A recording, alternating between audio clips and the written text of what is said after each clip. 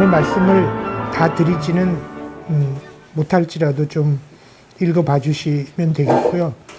제가 그 기본소득 학교에서 아마 몇 달 뒤에 한 번 더 이렇게 강의할 시간이 있는데, 그때 공유경제를 하라고 하셨으니까 여기 공유경제 부분은 여기 짤막하게 돼 있는데 그때 좀 보충해서 더 말씀을 드리기로 하고요.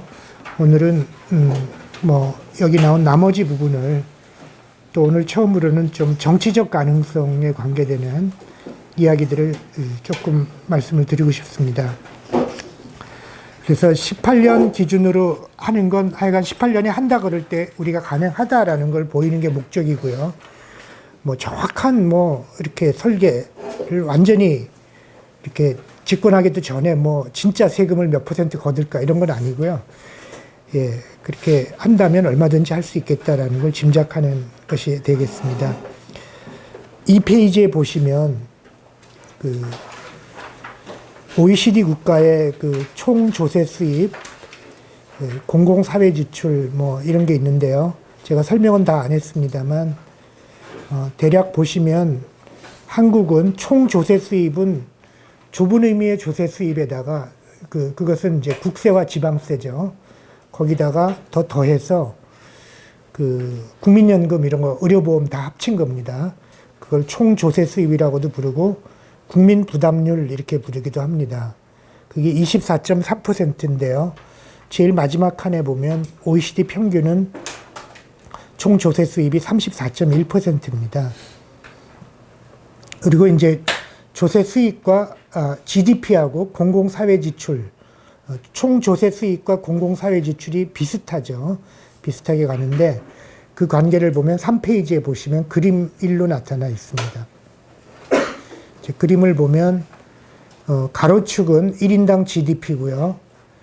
그 다음에 세로축은 공공사회 지출이고, 찍혀 있는 점들 중에서 한국을 찾으시면 그 직선에서 가장 밑으로 멀리 떨어진 나라, 멕시코 다음, 멕시코는 못 사니까 또 그렇다고 치더라도 한국은 3만 달러 정도 꽤 잘 사는데 회귀 직선에서부터 가장 멀리 떨어진 이상한 나라라는 걸 알 수 있습니다. 그래서 이 밑에 있는 한국의 위치를 그 회귀 직선 있잖아요. 회귀 직선까지 옮기기 위해서 얼마나 세금을 더 내야 되냐면은 그게 3페이지 표 2에 나오는 겁니다. 그렇게 옮기려면, 한국을 그 직선 정도로 옮기려면 이제 세금을 188조 원을 더 내야 됩니다. 그리고 가장 높이 있는 나라까지 옮긴다면 스웨덴, 핀란드, 여긴 프랑스 같은 게 좀 높이 떨어졌는데 어쨌든 그런 나라들까지 옮긴다면 세금을 무려 276조를 더 내야 이렇게 가장 높은 나라가 되니까 188조 원을 더 내야 평균 나라가 된다라고 하는 게 우리나라의 가장 심각한 문제입니다. 그런데 우리는 지금 조그만 조세 인상에 대해서도 강력한 저항이 있는 아주 이상한 나라에 살고 있다고 할 수 있겠습니다. 더 넘어가 보시면 기본소득에 필요한 예산액은 5페이지, 6페이지 그냥 대충 어림잡아서 계산을 해보고 있는데요. 그런 과정을 다 해보면 6페이지의 중간쯤 나옵니다만 두 문단쯤 해보시면 168조 원 정도만 확보하면 기본소득을 할 수 있고요. 둘째 문단에 이런저런 계산을 해보면 아까 OECD 평균으로 가기 위해서 188조 원이 거둬야 되니까 기본소득을 30만 원씩 지급하고 나서도 한 20조 원이 남고, 어느 걸 먼저 해야 될지 모르겠습니다만 아무래도 그 기본소득보다는 무상교육이라든지 의료비 상한제라든지 공공보육이라든지 이런 걸 먼저 해야 될지도 모르겠습니다. 우선순위를 얘기하는 건 아니고요. 이런 것까지 다 하더라도 그냥 OECD 평균 내지 평균보다 조금만 더 높여주면, 세금을 거두면 아주 높은 수준의 기본소득이 지급되는 복지국가를 만들 경제적인 능력이 있다라는 계산을 해본 겁니다. 만약 40만 원으로 주고 싶으면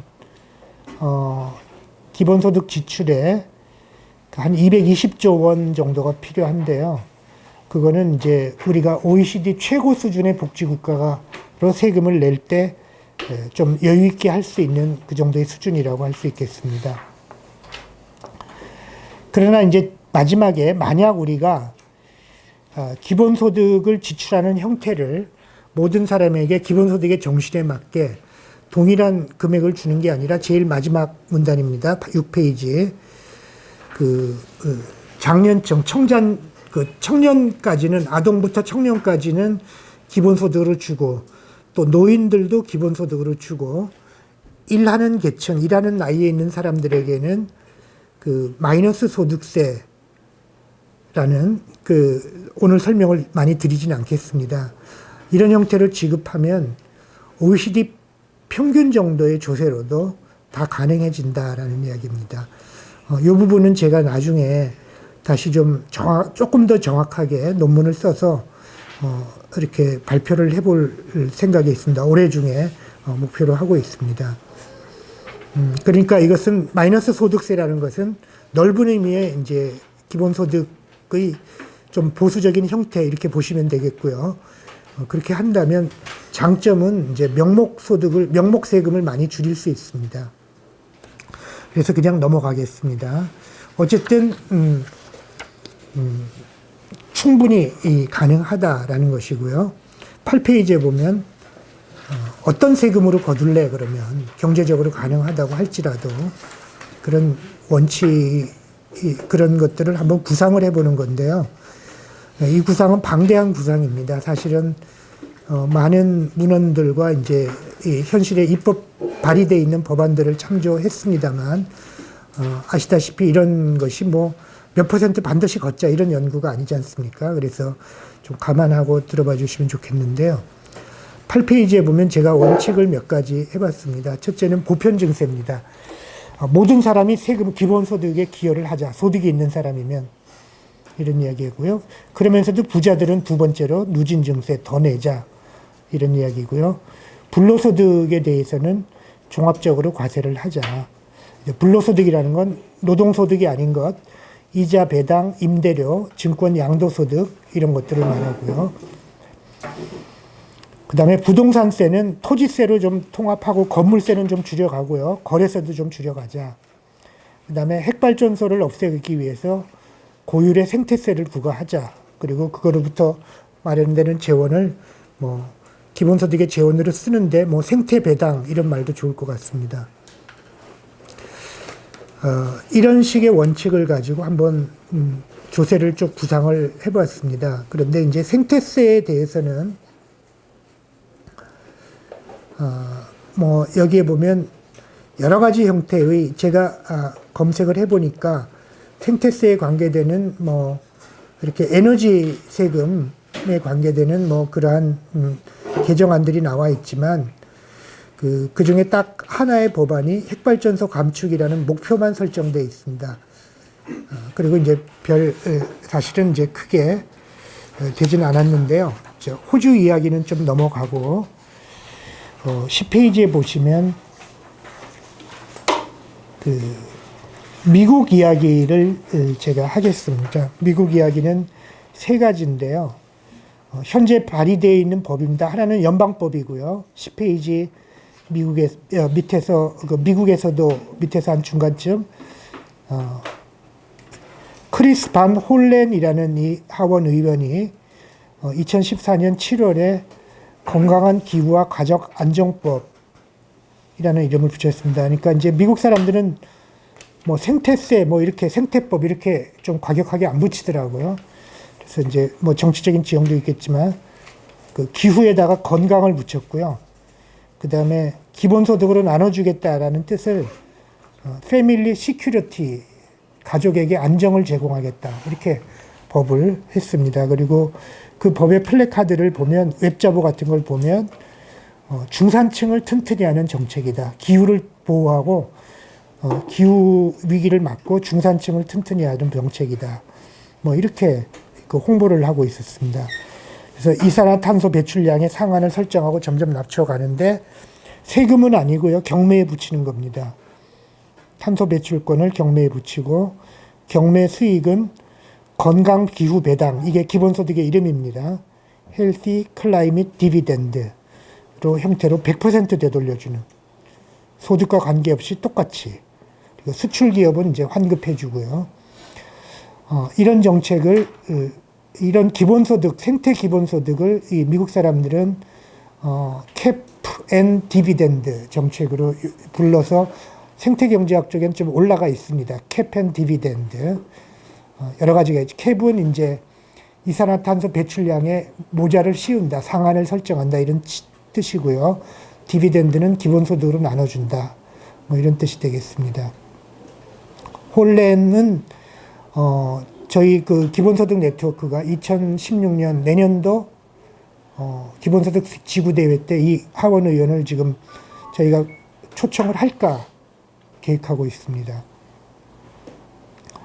그런데 이제 똑같은 법안이 오레곤주에 두 가지가 발의되어 있습니다. 이건 또 조금 더 최근의 일인데요. 13페이지입니다.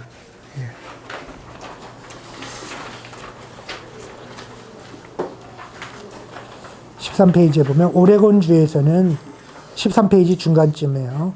두 개의 생태세 법안이 있는데 하나는 HB 3176이라는 법안이고요. 이거는 세금을 걷는 법안입니다. 그 다음에 HB 3250은 경매에 붙이는 법안입니다. 이 두 법안이 주의회에 제출돼 있고요. 어떤 것이든지 간에 세금은 매년 $10씩 올라가고요. 세금 법안은 경매 붙이는 법안은 오염 허용권이 매년 축소됩니다. 두 가지가 다 효과가 비슷한데요. 효과가 비슷한 두 법안을 내놨는데 이 법안은 한 법안은 주 헌법을 개정해야 되고요. 그렇지만 그것만 되면 간단하게 처리할 수 있고 경매에 붙이는 법안은 경매를 매년 행해야 되니까 굉장히 복잡합니다. 경매 운영하는 비용이 꽤 들어갑니다. 그래서 장단점이 있다. 어떤 것이든지 간에 다 그 주민들한테 경매 수입의 대부분을 되돌려 주겠다. 그랬을 때 이분들이 시뮬레이션을 이렇게 했습니다. 14페이지 보시면 그 하위 20%는 이 생태세가 부과돼서 자기 소득이 15% 늘어나고요. 상위 20%는 이렇게 좀 마이너스가 되죠. 그 다음 4분이 소득 5 중에 4, 5분이 는 이렇게 약간 좀 이렇게 약간 마이너스가 되죠. 그래서 인구의 한 1, 2, 3분위 정도는 이득을 보는 그런 식의 시뮬레이션을 해놨습니다. 그래서 전에도 말씀을 드렸지만 12페이지에 잠깐만 앞으로 가보시면 생태 배당에 대해서 생태세로 걷는 게 좋으냐 12페이지 아랫부분입니다. 경매에 붙인 게 좋으냐 탄소 배출권을 어느 한쪽을 일방적으로 말하기는 어렵지만 우리 재벌들이 경제와 금융을 특히 좌지우지할 경우에는 세금이 낮다. 왜냐하면 투기 같은 게 큰 문제가 되기 때문에 그런 이야기고요. 이제 세 번째 수입을 생태세로 거둔 수입을 생태적 목적으로 사용해야지 왜 기본소득으로 나눠주냐. 이 질문에 대해서는 생태세를 부과하는 것만으로도 생태적 효과가 있죠. 소비를 줄이니까요. 근데 이제 생태세 수입의 전부를 생태적 목적으로 또 쓰게 되면 중산층 이하의 이 실질 소득이 줄어들게 돼서 생태세 자체에 생태세는 역진적인 세금이죠. 생태세 자체에 중산층이 반대하게 되면 그런 세금은 도입하기 어려워진다라는 그런 얘기를 하겠습니다. 그 다음에 13페이지 제일 위에 보시면 굶주린 인간을 방치하는 것만큼 반생태적인 게 없다. 이제 북한 같은 데 보면 굶주린 사람은 나무를 다 베버리기 때문에 사람에게 기본소득을 지급하는 게 자연에게도 더 좋은 일이다. 뭐 이런 식으로 대답을 해볼 수 있겠습니다. 조금 더 넘어가세요. 14페이지에 보면 불로소득에 관계되는데 이자 배당 임대소득이 있는데 이거는 2천만 원 이상만 종합과세 합니다. 그 이전에는 좀 낮은 이자율로 분리과세를 하는데 여기서는 모두 다 종합과세를 하고 그 다음에 이제 채권, 주식, 파생상품, 양도소득 등 모든 유가조건, 양도소득에 대해서 동일한 방법으로 과세하자라는 걸 제안을 했습니다. 그러면 이제 14페이지 마지막 문단에서도 불로소득에 대해서도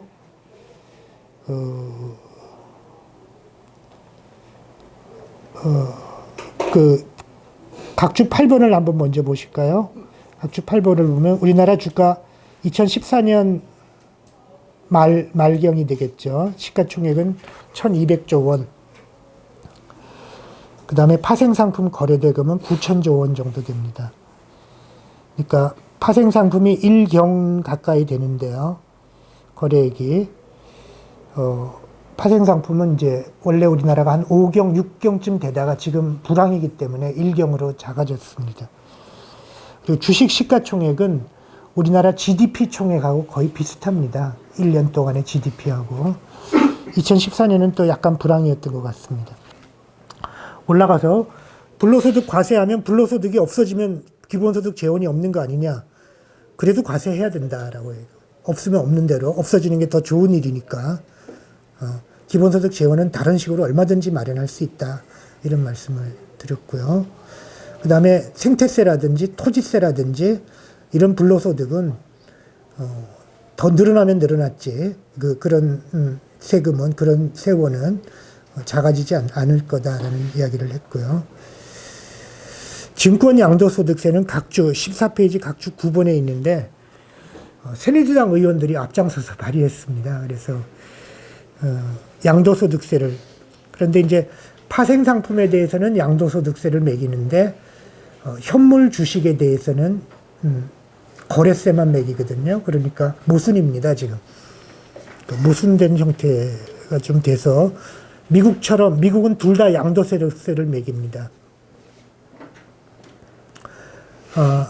뭐 조금만 더 말씀을 드리면 좀 피곤하실 수도 있을 것 같아서 조금만 더 말씀을 드리면 그 거래세는 이제 증권 팔 때 얼마씩 이렇게 내는 거고요. 거래 뭐 10만 원어치, 100만 원어치 사면 뭐 1% 예를 들면 그러면 10,000원 이렇게 세금 내고 이런 건데 양도소득세는 1년 동안 주식 거래를 쭉 하면 돈을 따기도 하고 잃기도 하잖아요. 그러면 1년 연초하고 연말에 비하면 딴 돈이 나오잖아요. 이렇게 다 이렇게 잃은 돈은 빼주고 딴 돈은 더해서 연말이 시점에서 그 법에 몇 월에 계산한다 이게 다 있겠죠. 그 기준이 되는 시점에서 그 이전에 1년 동안 딴 돈에 뭐 한 40% 미국은 이렇게 세금을 매깁니다. 거래세는 없고요. 그러니까 세율이 더 높아지죠. 이럴 때는. 그러니까 딴 돈에 대해서 매기니까 더 합리적일 수가 있습니다. 이런 돈은 안 내거든요. 그러니까 주식을 그 해 동안 하나도 돈을 못 벌었다 그러면 주식 세금이 없어집니다. 거래세는 따든 잃든 무조건 팔 때마다 내야 되니까 좀 불합리하죠. 그런데 미국은 주식만 가지고 딴 돈을 합산하는 게 아니라 그 돈을 다른 모든 소득에 다 합쳐서 그래서 부자가 구간이 높아지면 더 높은 세율로 과세하니까 이렇게 종합소득을 또 하는 거죠. 종합소득 과세로. 이제 그렇게 과세를 합니다. 근데 우리는 파생상품에 대해서만 양도소득세를 내게 내년부터 그렇게 돼 있고요. 이것도 지켜질지 모릅니다. 이 법 1월 1일 전에 없앨 수도 있습니다. 예. 통과시켜 놓고도. 근데 어쨌든 그 현물 주식에 대해서는 거래세를 매기고 파생상품에 대해서는 양도세를 매기게 돼 있다. 그런데 이제 우리의 저의 제안은 모든 불로소득에 대해서 다 양도소득세를 다 매기고 종합소득세로 과세를 하자. 종합소득으로 과세하자. 그런 이야기가 되겠습니다. 대충 넘어가시고요. 토지세도 대충 보면은 표 17페이지 표 10에 보시면요. 우리나라 토지세가 2013년에 통계가 제일 그 빠른 통계가 2013년입니다. 토지 건물로부터 약 8조 6천억 원의 재산세를 징수했으니까 이게 얼마나 되는지를 18페이지 표를 보시면 18페이지 표 11에 나오는 이 표는 역사적인 표입니다. 우리나라에서 최초로 만들었습니다. 14년에 12년 기준으로 표를 만들었습니다. 12년 조설에서. 무슨 표를 만들었냐면은 이게 국부가 얼마인지를 가장 정확하게 그래도 표현한 겁니다. 선진국 기준에 맞추어서, OECD 기준에 맞추어서 처음으로 발표를 했습니다. 돈이 얼마나 있나 여기 다 나옵니다. 우리나라 재산이 얼마인가. 이렇게 이 표가 알아보기가 좀 어려운데요. 그러니까 금융법인, 비금융법인, 일반 정부 돼 있고요. 가계 및 비영리 단체. 우리는 가계 및 비영리 단체에 대부분 속하죠. 그런데 이제 보면은 국내 보시고요. 국내 보시고 그 비금융 생산 자산이 있잖아요. 비금융 비생산 자산이 있고 그렇게 돼 있는데 그 여기 보시면 뭐 주거용 건물 뭐 이렇게 돼 있습니다. 이제 표가 저도 잘 한눈에 잘 안 읽히는데 그 토지 자산이요. 토지 자산이 비금융 비생산 자산에 있고요. 그 중에 이제 토지 자산 중에 이게 들여쓰기가 약간 좀 틀린 것 같은데 농경지 그러니까 이제 비금융 생산 자산 에 대해서는 그 중에 고정 자산에 그 중에 건설 자산에 해당하는 거 중에서 민간 보유는 비금융 법인 더하기 금융 법인 더하기 가계 및 비영리 단체 이렇게 하는 것 같습니다. 제가 지금 한눈에 안 들어오는데 그게 이제 3,294조 원이다. 2,891조 원이다. 그거는 주로 건물입니다. 건물에 해당하는 거고요. 생산 자산으로 쓰이는 거니까 기업이 갖는 게 많고요. 그 다음에 비생산 자산은 토지로 분류했는데 토지 자산은 3,294조 원이다. 이렇게 되어 있습니다. 그건 밑에 칸에 나오죠. 둘을 합치면 6,185조 원이다. 라고 되어 있는데 그러니까 우리나라 전체 자산은 얼마냐 하면은 왜 전체 자산 개가 빠졌지? 예, 제가 잘 못 읽어서 죄송합니다. 예. 전체 자산의 전체 자산은 1경 얼마쯤 될 것 같습니다. 그 중에 6,185조 원이 부동산입니다. 부동산. 그러니까 전체 자산은 비금융 생산 자산 5,000조 원, 그 다음에 비금융 비생산 자산 5,600조 원 더하면 1경 좀 넘죠. 예, 그거 두 개가 우리나라의 모든 자산이고요. 부고 그 중에 6,000조 원 정도가 토지, 부동산 자산이다. 그래서 1경이 우리나라 국부고 그 중에 60% 정도가 토지다, 부동산이다. 이렇게 보시면 되겠습니다. 그러니까 이 부동산 비율은 뭐 피케티가 얘기를 했을 때 많이 따져봤지만 선진국에 비하면 매우 높은 비율입니다.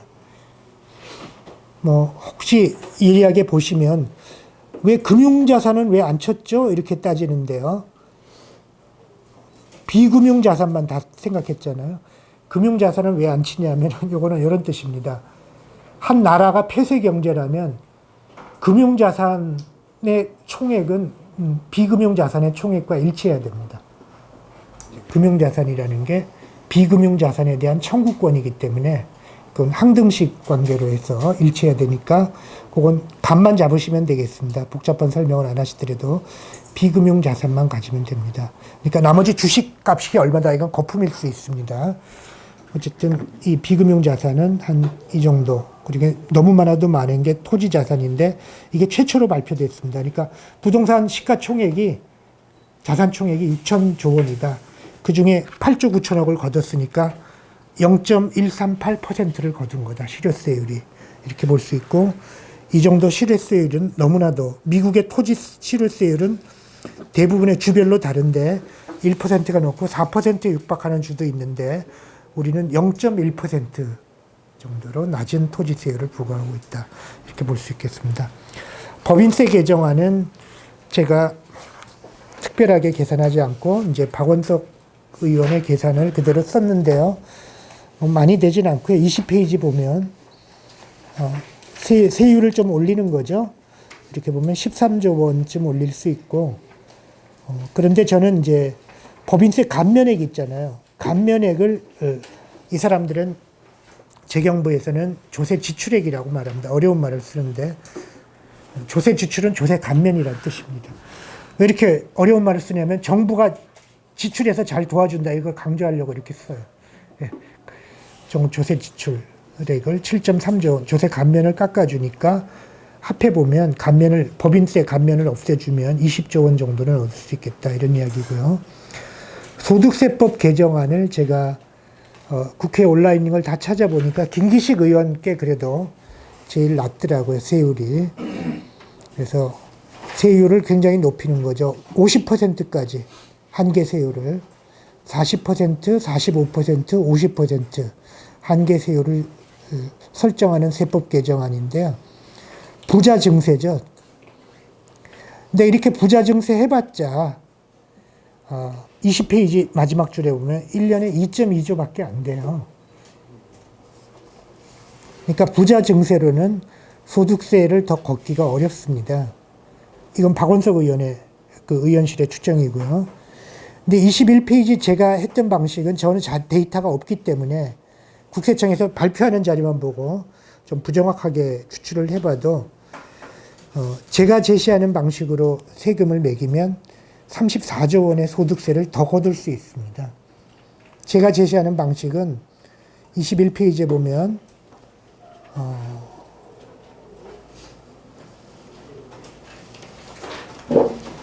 지금 현재 세금을 안 내지만 소득이 있지만 세금을 안 내는 사람이 530만 명인데요. 그들에게도 5%의 세금을 걷자라는 것이고요. 5% 정도. 그 다음에 1,000만 원, 그들부터 6천만 원 이하까지는 5%로 걷고, 6천만 원에서 8천만 원까지는 4%로 약간 낮게 걷습니다. 그 다음에 1억부터 다시 6%로 더 높아져서 6, 8, 10%까지 3억, 5억, 10%까지 이렇게 걷어버리면 34조 원이 생깁니다. 세율이 뭐 10%더 올리고 부자들은 가난한 사람들은 5% 올리고 중산층은 4%를 좀 깎아주고 다시 좀 이렇게 걷어버리는 건데 좀 이상하죠? 제가 이렇게 이상하게 설계한 이유는 이게 이제 보편 증세의 위력이다라는 겁니다. 보편 증세는 수많은 사람들이 조금씩 세금을 더 내면 엄청난 돈을 거둘 수 있다라는 걸 실증적으로 한번 보여드리려고요. 그러니까 김기식 의원의 부자 증세보다 그 보편 증세가 세금을 훨씬 더 많이 거둘 수 있다. 누진 증세면서도. 그 다음에 이제 아주 낮은 구간에 역진적으로 설정한 이유는 그렇게 해도 된다라는 뜻이고요. 왜냐하면 6천만 원 이하는 5% 세금을 더 내도 기본소득을 받으면 훨씬 더 이득이거든요. 그래서 소득 첫 구간에 세금을 안 내던 사람이 세금을 내게 해야 되고 대신에 기본소득을 준다. 그런 식으로 세금 내는 훈련과 어떤 의무를 다 하자라는 게 그걸 강조하기 위해서 일부러 첫 구간에 이렇게 설정해 봤습니다. 그래서 34조 원 정도를 더 거둘 수 있기 때문에 얼마든지 이렇게 할 수 있다. 그래서 종합을 해보면 23페이지에 보면 대략 이렇게 제가 대충 한 것만으로도 기본소득은 충분히 할 수 있을 만큼 세금을 거둘 수 있다라는 이야기가 되겠습니다. 25페이지에 넘어가면요. 세금만으로 기본소득을 하려고 그러지 말자 이 말입니다. 세금 이외에 재원 마련 방법이 있다. 이외의 방법이 있다면 세금을 깎을 수도 있고 아니면 기본소득을 늘릴 수도 있겠다. 첫째는 국가화폐고요. 이 문제는 김정철 선생님께서 늘 강조하시는 부분인데 생략을 하고요. 거래 실명제도 결국 어차피 인터넷에서 주민등록도 다 털린 형태인데 거래 실명제를 하자.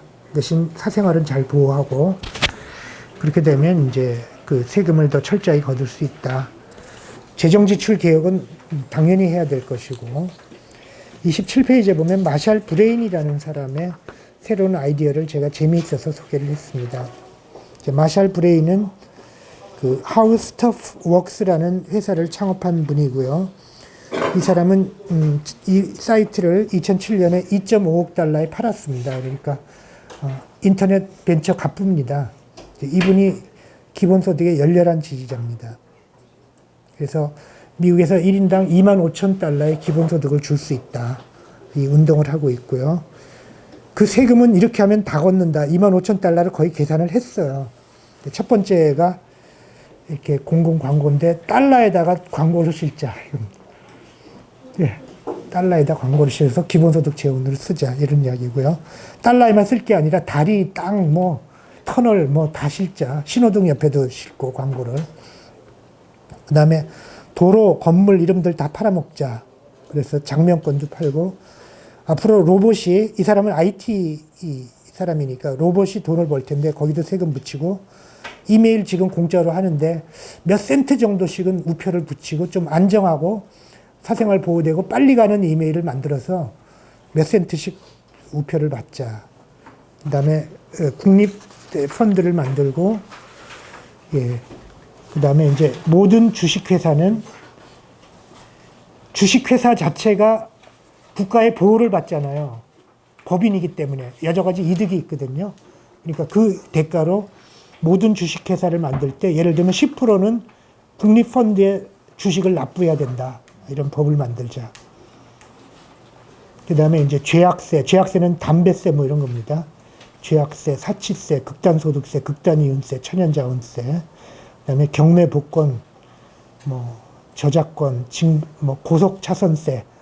이 고속차선세는 우리 그 고속도로에 그 버스 전용 차선이 있잖아요. 그걸 갖다가 이제 부자 전용 차선으로 해가지고 그 부자 전용 차선은 비싼 돈을 받자. 그래서 그걸 기본소득 재원으로 쓰자. 뭐 이런 겁니다. 고속차선세.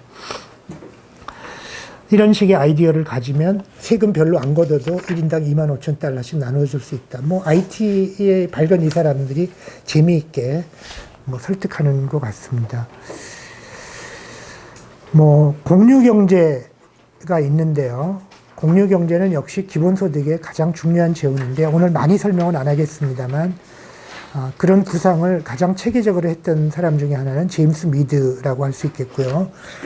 제임스 미드는 모든 자산에 아까 1경이었잖아요.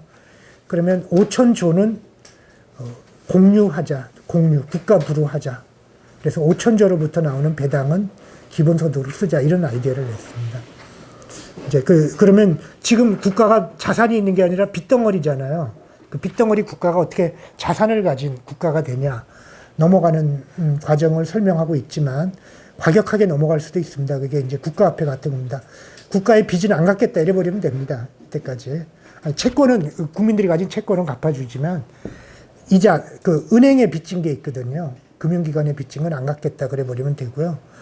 그 다음에 이제, 넘어가는 뭐 여러 가지 방법이 있을 수 있겠습니다. 세금을 많이 걷어서 조금씩 사들이는 수도 있겠고요. 대충 보시면, 30페이지 보시면,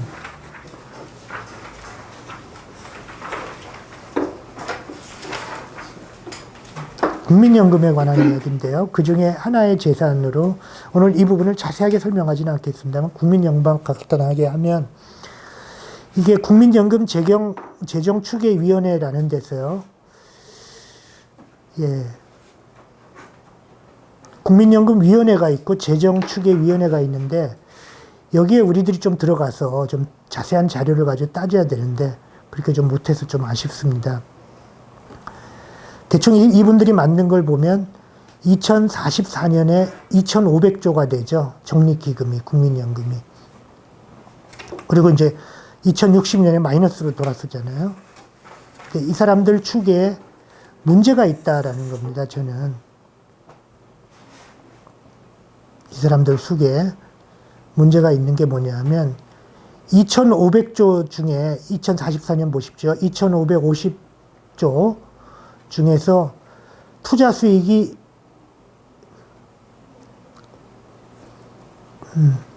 1,100만 10억조, 121조밖에 안 되잖아요. 그죠?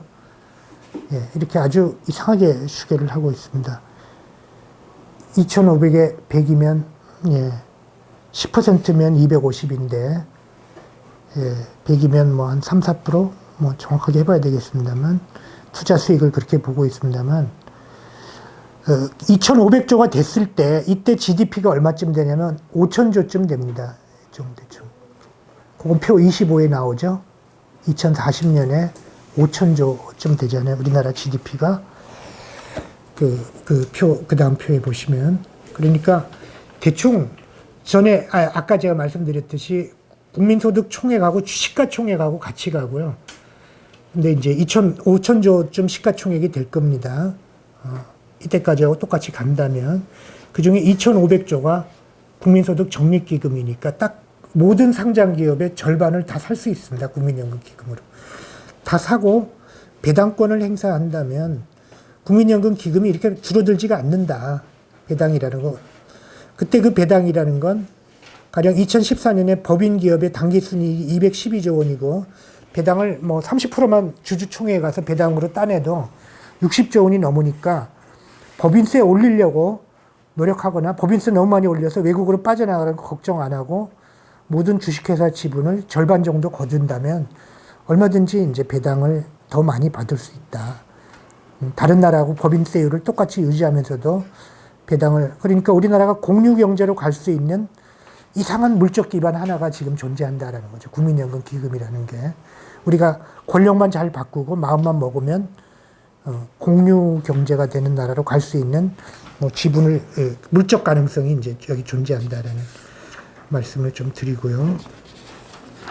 좀 넘어가겠습니다. 이렇게 되면 세금 많이 안 걷어도, 법인세 많이 안 걷어도 상당한 배당을 받을 수 있다라는 것이고, 오늘 말씀은 주로 그동안에 제가 설명을 잘 안 드렸던 이제 34페이지로 넘어가겠습니다. 그래서 이 부분의 말씀을 조금만 더 드리고, 설명, 질문을 받는 걸로 하면 되겠습니다. 제가 지금까지 드린 말씀을 요약을 하면, 경제적 가능성은 충분하다. 재정적인 가능성은. 왜냐하면 OECD 평균만 가면 가능하니까. 근데 이제, 그러니까 재정적 가능성이 충분하다는 말은 이렇게 보셔야 됩니다. 경제학자들이 기본소득 하면 경제 망한다라는 말은 다 거짓말입니다. 재정학자들이 특히 그러면 진짜 거짓말이에요. 딴 나라 다 하는데 왜 우리나라만 망해요? 그 회기직선까지 가면 딴 나라 다 가는데 잘 살고 있는데 왜 우리나라만 망합니까? 그건 다 거짓말이고, 저 말은 진짜입니다. 정치학자들이 정치적으로 불가능하다. 그 말은 진짜일 수 있습니다. 경제적으로 불가능한 게 아니라 우리나라 정치가 너무 안 되니까 우리나라 정치 가지고는 그 도달하는 게 불가능하다. 그럴지도 모릅니다. 그래서 경제적 가능성을 문제 삼지 마라. 그건 정치만 되면 다른 나라 평균만 가면 된다. OECD 국가들. 근데 우리나라 정치는 왜 안 될까? 이제 그런 문제를 고민을 해야 되고, 그래서 정치적 가능성이라는 게 이걸 추구해야 된다. 근데 이제 이 기본소득의 정치적 가능성이나 복지국가의 정치적 문제에 관한 많은 연구들이 있고 쌓여 있는데 우리나라에 잘 소개가 안 돼 있었습니다. 그래서 이제 그 중에 제가 몇 모델만 좀 소개를 하는데요. 이분들의 논의 중에는 기본소득이라는 말을 명시적으로 쓰는 사람은 잘 없는데, 쓴 사람은 딱 한 사람입니다. 그 중간에 제가 소개한 이분들 중에서는 제임스 뷰캐넌이라는 사람인데, 이 사람은 그 노벨 경제학상을 받았습니다. 이제 뷰캐넌은 기본소득이라는 이름을 데모그란트라고 이름을 썼고요. 데모그란트가 이제 보수적인 기본소득입니다. 이제 데모그란트가 재정학적으로 가능하다. 재정학으로 노벨 경제학상 받은 사람인데 이분이 가능하다 그러는데 우리나라 재정학자들은 다 안 된다고 말하고 있습니다. 세금 올리는 것도 반대했고. 그러니까 그 뷰캐넌이 말한 데모그란트가 이제 기본소득의 다른 이름인데요. 이제 가능하다, 재정학적으로 가능하다라는 게 논문 한 편을 짤막하게 쓴 게 있습니다. 그 위에 있는 사람들은 복지국가 논의에서 로우머나 멜처 리처드 등은 이렇게 복지국가를 경제학적인 이론으로 특히 이 사람들이 이기적인 행동을 하고 자기 계급은 자기 계급의 이해를 위해서 자기 계급의 이득이 되면 투표를 한다. 그쪽으로. 이런 모델입니다. 그런데 이제 그렇다 보니까 소득 불평등이 커질수록 재분배 요구가 커지니까 그런 나라일수록 중위 투표자가 중간에 있는 사람의 소득이 낮으니까 평균 이하가 되니까 그러니까 재분배 요구가 커지고 민주주의가 확산될수록 재분배가 많아진다. 그래서 21세기에 이제 그 많은 나라에서 복지국가가 등장한 건 민주주의가 여자들에게 또 흑인들에게 투표권이 부여되면서부터 복지국가가 확산됐다. 뭐 이런 걸 말하고 있습니다. 뷰캐넨은 그 이론을 좀 더 엄밀하게 증명을 했습니다. 자기의 이론이 중위 투표자 정리를 이제 공공선택 이론으로 엄밀하게 증명한 건데요. 노벨상 아마 수상받은 업적이 그걸 텐데 그렇게 엄밀하게 증명을 하는 이론에 따라서 역시 그 로머나 멜처 리처드 모델을 더 엄밀하게 설명했다 이러시면 되겠습니다.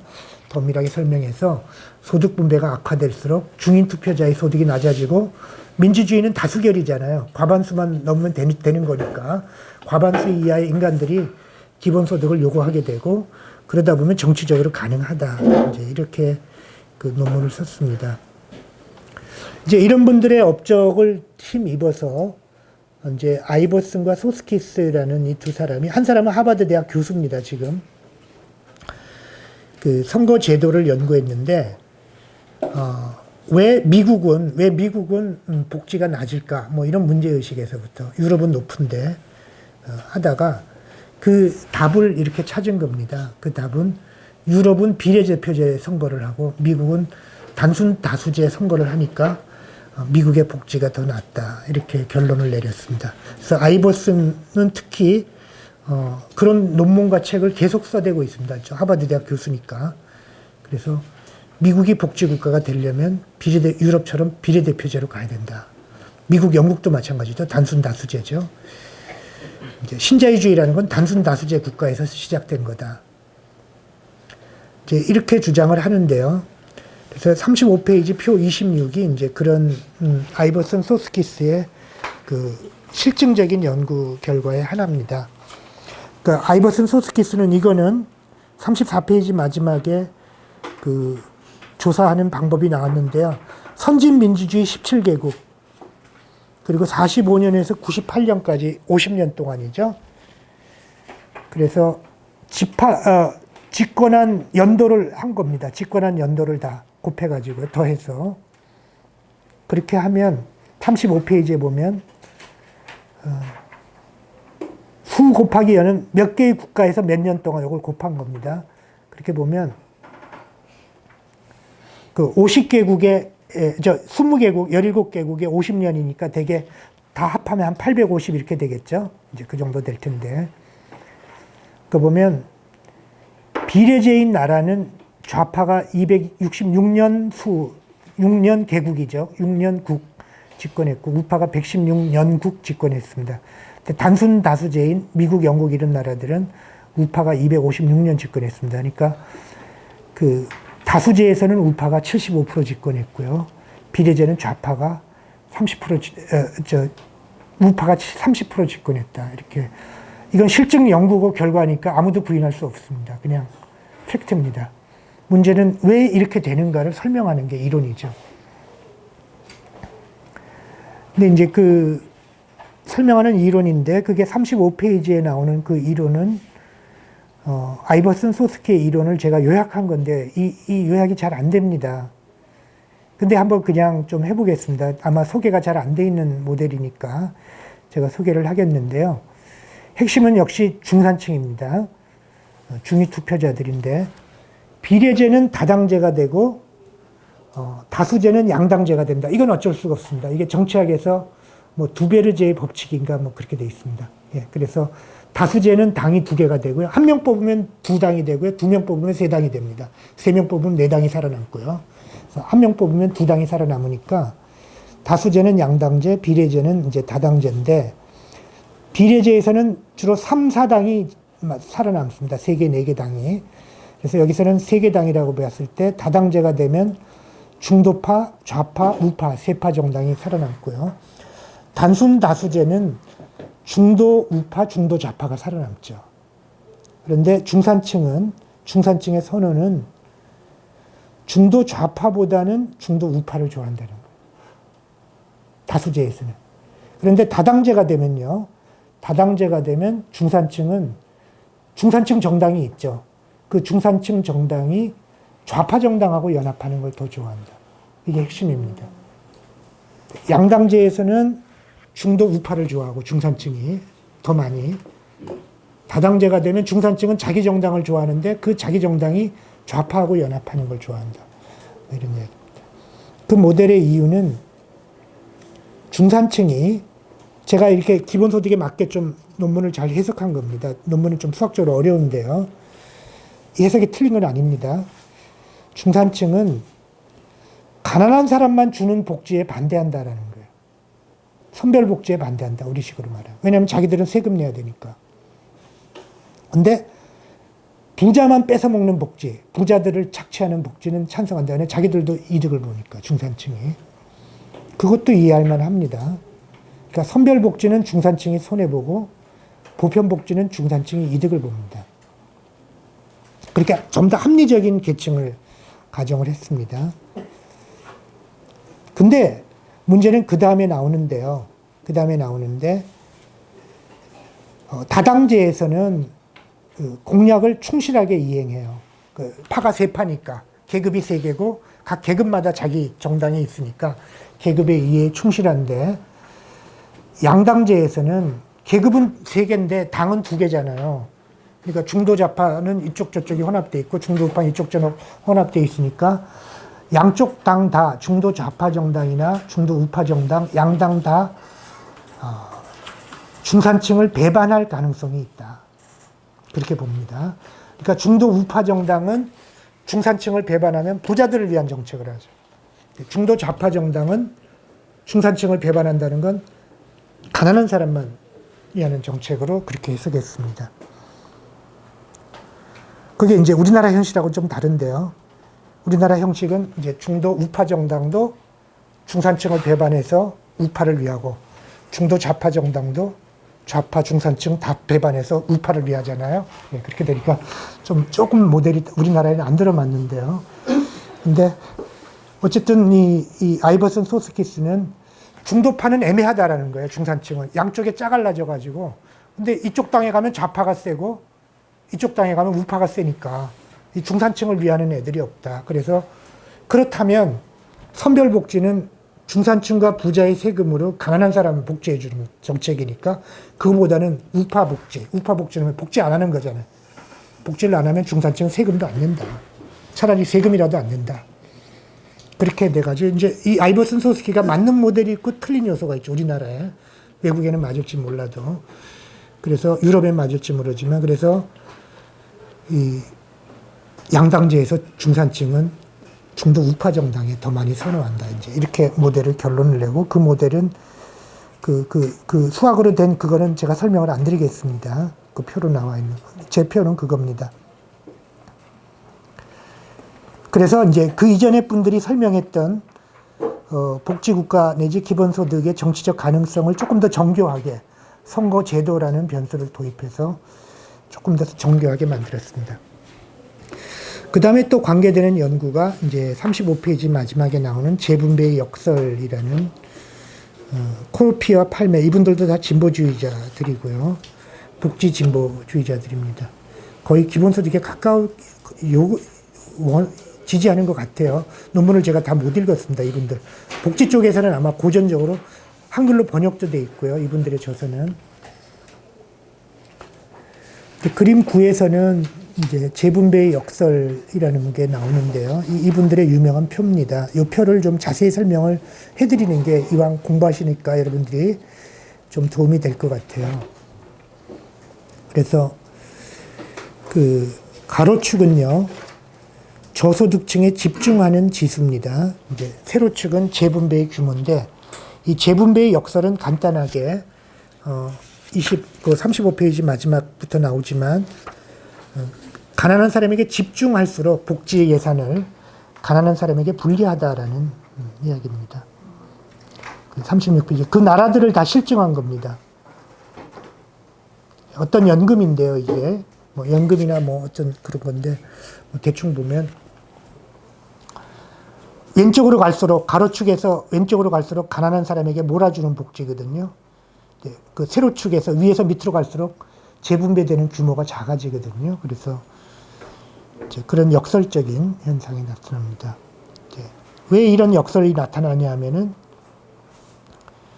가난한 사람에게, 제가 공식을 적어놨잖아요. 가난한 사람에게 분배되는 금액 이퀄 가난한 사람에게 집중하는 정도 곱하기 재분배 규모잖아요. 근데 재분배 규모가 일정하다면 가난한 사람에게 집중할수록 가난한 사람에게 분배되는 금액이 커지잖아요. 그죠? 재분배 금액이 일정하다면, 재분배 규모가 일정하다면. 근데 코피와 팔메가 이 역설을, 이것도 실증적인 결과입니다. 그냥 이걸 설명해야 되는데, 이론으로. 설명하는 이론이 이겁니다. 뭐냐면, 가난한 사람에게 집중하는 나라는 재분배 규모가 작아진다. 왜냐하면 중산층이 그런 세금에 반대해가지고. 그러니까 결국 가난한 사람에게 손해보더라라는 그런 이야기가 되겠습니다. 유럽의 경우에 보면. 그래서 이제 결론적인 이야기가, 그리고 보편적으로 나눠줄수록 중산층이 재분배 규모를 키웁니다. 그러니까 가난한 사람에게 집중하는 건 작지만 재분배 규모가 워낙 커지니까 가난한 사람에게 더 많이 분배되죠. 그렇게 돼서 장기적으로 보면 보편적으로 갈라가진 나라가 가난한 사람에게 훨씬 유리하다라는 식으로 얘기하면서 이걸 유명한 비유를 남깁니다. 그러니까 로빈훗 정책, 부자 돈 뺏어서 가난한 사람에게 나눠주는 로빈훗 정책보다 부자에게 아예 더 많이 주는 마태 정책이라고 했습니다. 이제 이건 마태복음에 나오는 이야기인 것 같습니다. 마태 정책이 더 가난한 사람에게 유리하다라는 유명한 비유를 남깁니다.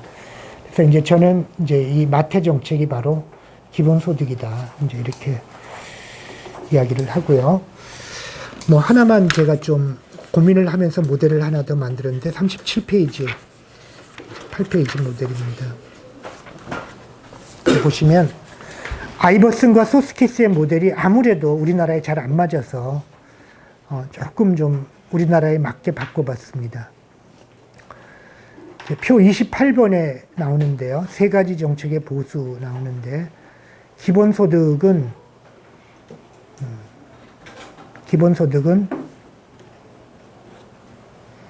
무복지는 제로죠. 선별복지는 먼저 설명하면, 선별복지는 저소득층한테 4를 나눠줍니다. 저소득층한테만 복지 4를 나눠주죠. 그러면 중산층이 1의 세금을 내고 고소득층이 3의 세금을 내는 겁니다. 그게 선별복지고요. 무복지는 제로고, 기본소득은 왜 이렇게 되냐면은 모든 계층에게 다 4를 나눠줍니다. 그렇게 되면 4를 나눠줘야 되는데 12의 세금이 필요하잖아요. 12의 세금이 필요한데 12의 세금을 고소득층한테 10을 뜯고요. 고소득층한테 10의 세금을 걷고 중산층한테 2의 세금을 뜯은 겁니다. 그래서 12를 마련해서, 그러면 중산층은 세금 2 내고 기본소득 받는 건 4잖아요. 그래서 이만큼 이득이고요. 고소득층은 10 세금 내고 기본소득 4 받으니까 6만큼 답변. 세 정책을 보면 아이버슨 소스키스처럼 중산층까지 유리한 복지가 있고요. 무복지가 있고 선별복지가 있습니다. 물론 이제 기본소득의 가장 중요한 과제는 기본소득이 중산층한테 유리하다라는 걸 대중들에게, 저 언론의 그 악선전을 뚫고 어떻게 알릴 건가. 뭐 무상복지 뭐 이런 식의 그런 악선전을 뚫고 중산층에게 유리하다라는 걸 어떻게 알릴 건가. 이건 정치적인 과제죠. 근데 이제 비례제 하에서는 아까 아이버슨 소스키스처럼 각자 지지하는 정당이 있으니까 이행 확률이 1입니다. 정책을 하면. 왜 그러냐면 비례제는 이제 다당제가 되잖아요. 다당제가 되면 한 정당이 과반수를 못 차지합니다. 절대로. 그러면 연합정당만 과반수를 차지할 수 있게 되는데, 연합정당 사이에 이루어지는 공약은 맹약입니다. 깨뜨릴 수 없는. 왜냐하면 그 공약을 깨뜨리면 정권이 깨지잖아요. 그럼 집권을 상실하거든요. 공약을 깨면 집권을 상실하는 게 다당제의 연합입니다. 근데 일당제는 일당이 짓고 나면 공약을 깨도 심판할 길이 없잖아요. 그러니까 공약이 빌공짜 공약이 되고요. 다당제의 공약은 정당 간의 공약이고 선수들끼리 딱 약속을 한 거니까 깨면 직권도 깨집니다. 그래서 예, 이행 확률이 확실합니다. 이 예는 그 앞에 제가 설명을 생략했습니다만 이게 얼마나 맹약이냐면은 제가 호주 생태세 예를 들어 드렸죠. 제가 9페이지 마지막부터 나오는데요. 9페이지 밑에 문제. 호주는 단순 다수제지만 다수제로 분류되지만 그 STB라는 좋은 선거제도를 해서 소수당이 약간씩 살아남습니다. 어쨌든 이 하원은 안 그렇지만 상원에서.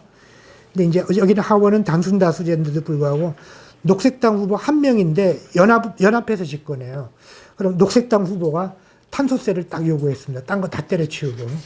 그런데 단 한 명 때문에 탄소세 공약을 안 지킬 수 없고 지켰다가 노동장이 탄소세를 우파 정당한테 방어를 못하는 바람에 정권을 상실합니다. 그래도 녹색당하고 맺은 맹약을 안 지킬 수가 없어요. 왜냐면 안 지키면 집권이 깨지니까. 근데 이제 제가 여기 설명한 건 호주가 왜 탄소세를 뺏겼는가라는 건 이제 제 분석은 탄소세를 기본소득으로 줬으면 안 뺏겼을 거다라는 게 제 분석이었고요. 넘어가서 37페이지를 다시 넘어가면 이제 다당제는 맹약이 되는데요. 정당 간의 연합이라는 게. 그래서 저와 중이 저소득 좌파 정당과 중도파 정당이 연합을 했다면 기본소득 같은 걸로 연합하겠죠. 그리고 중산층과 고소득층이 연합하면 우리 무복지 하자 이렇게 연합하겠죠.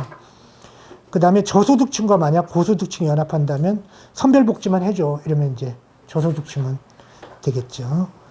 그렇게 연합을 했을 때 보수가 이제 이렇게 되겠죠. 그러면 저중의 연합에서는 중산층이 2의 보수를 갖고 중고의 연합은 0의 보수고 저고의 연합에서는 중산층이 마이너스 1이잖아요. 그러니까 중산층 정당은 저중의 연합을 선호한다. 그리고 그 공약은 이행 확률이 1이다. 다당제니까, 비례제니까. 예.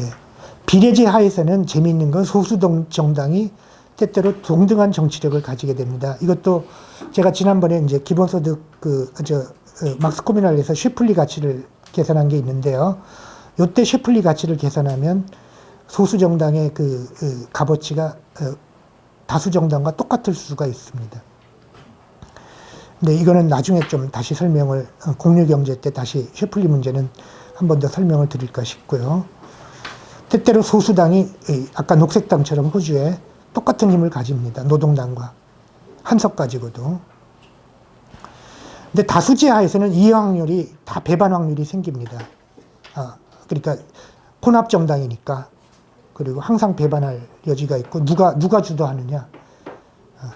그래서 인물이 중요합니다. 어떤 인물이 집권하는지가 그 당의 당대표가 누가 되는지가 매우 중요해지고 그 대표가 어느 편에 더 좌파 편을 더 드는지 우파 편을 더 드는 성향인지 약속을 잘 지키는 놈인지 아닌지 막 이런 게 인물이 아주 중요해지는 게 이제 다수제고요. 우리 정치가 그렇죠. 그래서 중도 좌파의 이행 확률을 0.2, 0.7, 0.1, 0.2, 0.7 세 가지 공약에 대해서 이 정도로 했는데 좀 그럴듯하시죠? 기본소득은 거의 잘 안 할 거고 무복지는 0.2, 그 중도 좌파니까 그래도 또 선별복지는 대충 하잖아요. 0.7. 중도 우파 정당은 기본소득을 할 리는 만무하고 0이고 무복지로 할 확률이 0.8, 선별복지로 배신할 확률이 0.2. 이 정도 확률적으로만 따져도 기대치를 보면 중도 좌파 정당에 대한 저소득층의 중산층의 기대치는 마이너스 0.5가 돼요.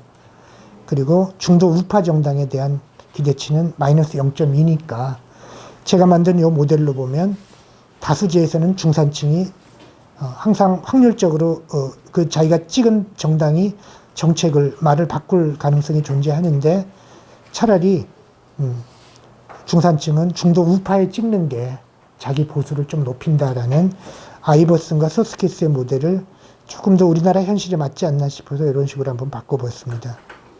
결국은 역시 그 현상하는 건 단순 다수지에서 중산층은 우파 정당을 더 많이 찍는다라는 실증적인 결과를 이런 모델로 좀 설명해 볼 수 있지 않을까. 근데 이제 반대로 말하자면 그러면 선거제를 바꿔야 되는데 그래야 기본소득을 하는데 이제 반대로 얘기하는 거죠. 이렇게 선거제를 바꾸는 걸 목표로 또 기본소득을 하는 걸 목표로 약속을 하고 선거제를 바꾸는 약속을 해보자. 뭐 그런 것도 정치적으로 가능하다라는 게 이제 복지국가로 건너가는 징검다리로서 기본소득을 할 수 있겠다. 기본소득이라는 게 이제 40페이지에 보시면 수혜자와 납세자 사이의 불일치 문제를 해결해주고 증세에 대한 정부의 불신을 해소할 수 있고 개인으로 하여금 받는 돈을 확실하게 보여주기 때문에 좀 중산층을 설득해서 넘어갈 수 있는 다른 방식으로는 거의 안 된다. 안 될 거다. 어려울 거다라는 이야기를 했습니다. 이 정도로 1시간 좀 됐죠. 예, 그래서 설명을 대충 다 드린 것 같고, 예, 이제 조금 쉬나요? 어떡하나요? 바로 질문이 갔네.